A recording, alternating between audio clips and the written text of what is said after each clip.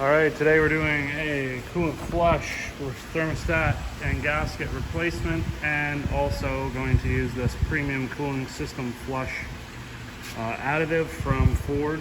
It's the all their motorcraft stuff.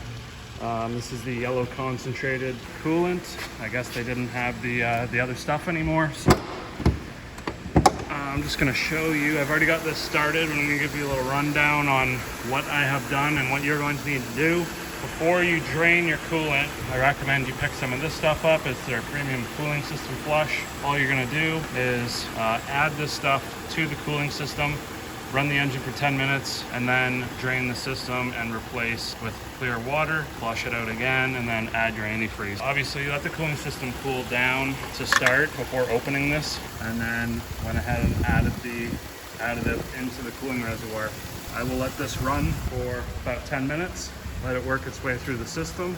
I might get the RPMs up a little bit, get it circulating, get that water pump to get it circulating. We'll go ahead and drain it out and add some water. The truck has run for 10 minutes now with the additive in it, and I let it cool down a little bit, opened up the cap, we're ready to drain it out.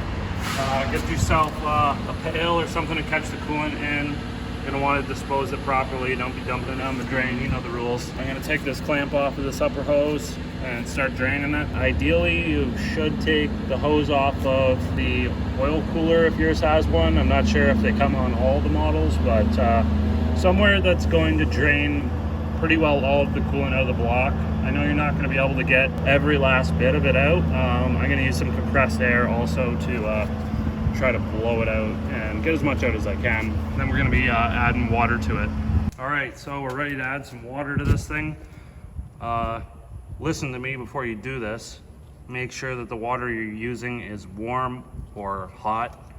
Do not use cold water. Do not use freezing cold water or even cool water, because expansion and contraction of metals, you have a hot engine, you poured cold water in there, guess what's gonna happen? You're gonna fracture something. I have firsthand witnessed a water pump split in half because somebody grabbed a garden hose and stuck it in the reservoir and filled up the cooling system, and the metal split in half. It was a bad day, so don't do that. Use warm water. So I got my bucket of warm water. I'm gonna go ahead and pour it into the reservoir, fill up the system with water. The goal here is just to dilute the system, get all that chemical flush out. I might actually run the engine for a couple, like maybe 10 seconds or something, just to get the water pump to try to circulate it a little bit. Not too long though, because engine was almost up to operating temp. We don't want it to be running dry and overheat or anything like that. So okay, so we've taken the thermostat housing off. It's underneath of the intake duct. I just moved the intake duct out of the way, by the way, just to get under here. Clamp, use a little flathead or 8mm socket. And now I need to clean all this corrosion that's formed on the aluminum. We want to make sure that's super clean so that we have a good sealing. And I'll be changing the thermostat.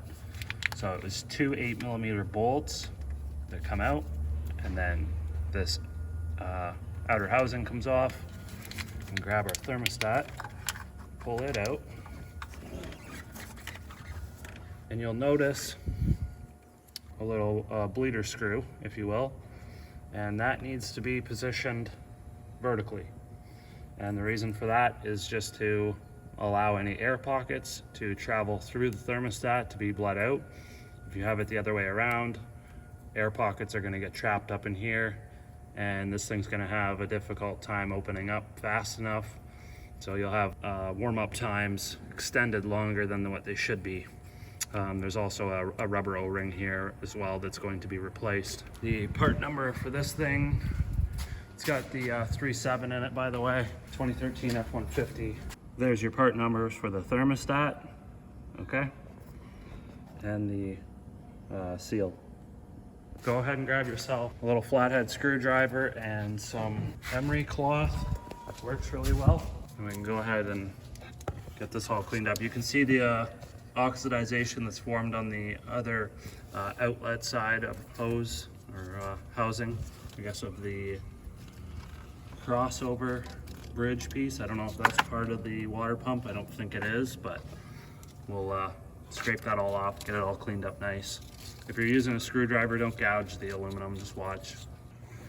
All right, so We've got our surfaces all prepped and cleaned. The next thing we're going to do is just go ahead and put this thermostat in. Like I say, put the bleeder valve facing up towards the hood. We'll install that, followed by the O-ring. That's going to just sit in front of your thermostat, and it sort of keeps the thermostat in.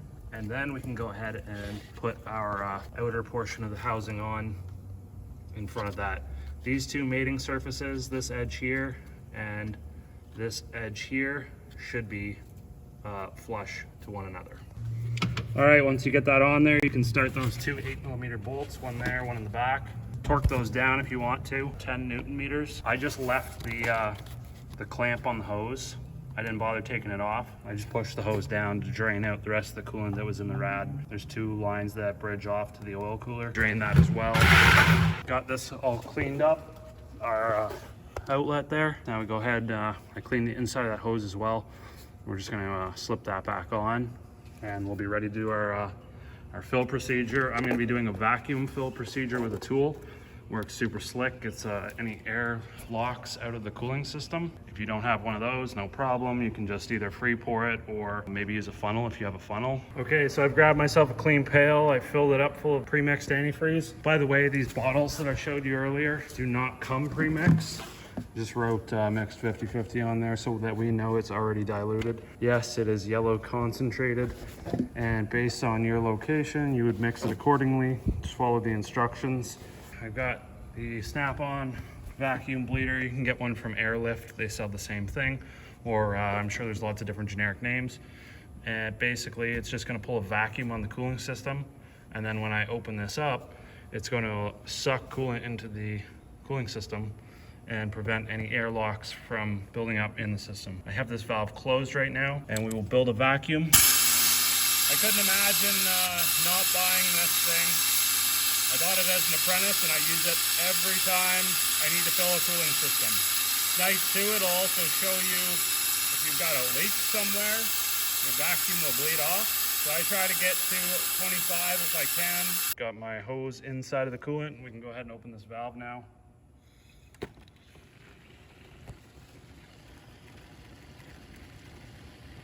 You can see the vacuum's dropping as the vacuum inside the cooling system decreases and the cooling reservoir fills. Like I say, I really like these tools. They make the job so much nicer. So I try to always keep the hose at the bottom. We don't want to suck up any air.